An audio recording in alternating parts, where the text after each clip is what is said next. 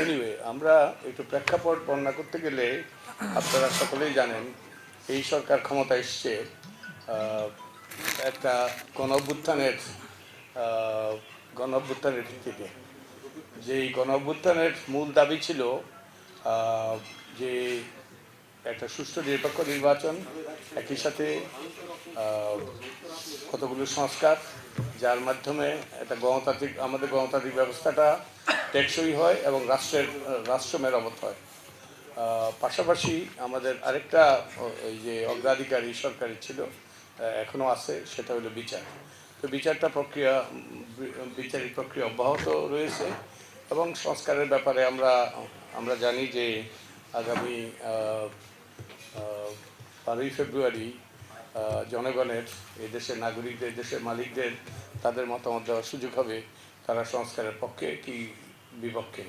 গণভোটের মাধ্যমে তারা যদি সংস্কারের পক্ষে হয় তাহলে তারা তাদের রায় দেবে তার পক্ষে, আর যদি না হয় তাহলে তারা না ভোট দেবে। আর তো এখন নির্বাচনটাও আসন্ন। নির্বাচন হবে 12ই ফেব্রুয়ারি, আমি আগেই বলেছি। নির্বাচনটা সুষ্ঠু নিরপেক্ষ হওয়া দরকার, তাই না? আপনার কি একমত? হ্যাঁ, সুষ্ঠু নিরপেক্ষ হওয়া দরকার, সুষ্ঠু নিরপেক্ষ গ্রহণযোগ্য। কারণ সুষ্ঠু নিরপেক্ষ গ্রহণযোগ্য না হলে কি হয় আমরা তা দেখেছি গত 15-16 বছরে।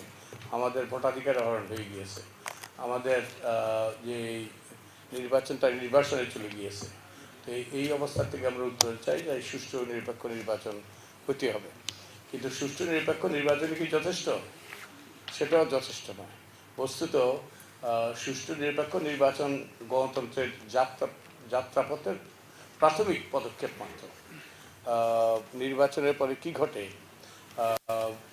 কি পরিবর্তন আসে, রাষ্ট্রের কী ধরনের কাঠামোগত সংস্কার করা হয়, কী ধরনের যে আইনি এবং প্রাতিষ্ঠানিক সংস্কার করা হয়, তার উপর নির্ভর করবে যে সংস্কার, তার উপর নির্ভর করবে গণতান্ত্রিক উত্তরণ। গণতান্ত্রিক উত্তরণ বলতে আমি বুঝি যে গণতান্ত্রিক ব্যবস্থা টেকসই হয়েছে, প্রাতিষ্ঠানিকরণ হয়েছে, শক্তভিত্তির উপর দাঁড়িয়েছে। অর্থাৎ একবারই নয়, বারবার সুষ্ঠু নির্বাচন যেন হয়, বারবার যেন যে এটার আর যেন ছেদ না পড়ে। তো আমাদের অতীতে কিন্তু আমাদের সুষ্ঠু নির্বাচন হয়েছে, আপনারা জানেন যে 91 সালে সুষ্ঠু নির্বাচন হয়েছে। বাংলাদেশের ইতিহাসে বোধহয় সবচেয়ে ভালো নির্বাচন হয়েছে 91 সালে। তারপরে আমাদের নির্বাচন হয়েছে 96 জুন মাসেরও নির্বাচনও সুষ্ঠু হয়েছে। তারপরে এগুলো নিয়ে কিছু প্রশ্ন আছে, বাট এরপরে দুটো গ্রহণযোগ্য নির্বাচন হয়েছে বলতে হবে। তো এই নির্বাচনগুলোর মাধ্যমে জনগণ ভোটাধিকার প্রয়োগ করতে পেরেছে, অর্থাৎ একদিনের গণতন্ত্র প্রতিষ্ঠিত হয়েছে। কিন্তু এটা গণতান্ত্রিক ব্যবস্থাটা অব্যাহত থাকে নাই, অর্থাৎ মানুষ তার যেই কতগুলো অধিকার সেগুলো অর্জিত হয়নি। এখন আমাদের সুষ্ঠু নিরপেক্ষ নির্বাচন করতে হবে, তার কোনো বিকল্প নেই। তো সুষ্ঠু নিরপেক্ষ নির্বাচনের পথে বাধা কী ছিল? অনেকগুলো বাধা আছে। আপনারা জানেন যে আমি নির্বাচন ব্যবস্থা সংস্কার কমিশনের প্রধান ছিলাম এবং আমি আপনাদের এখানে এসেছিলাম, আপনাদের কারোর সাথে আমরা সংলাপ করেছিলাম।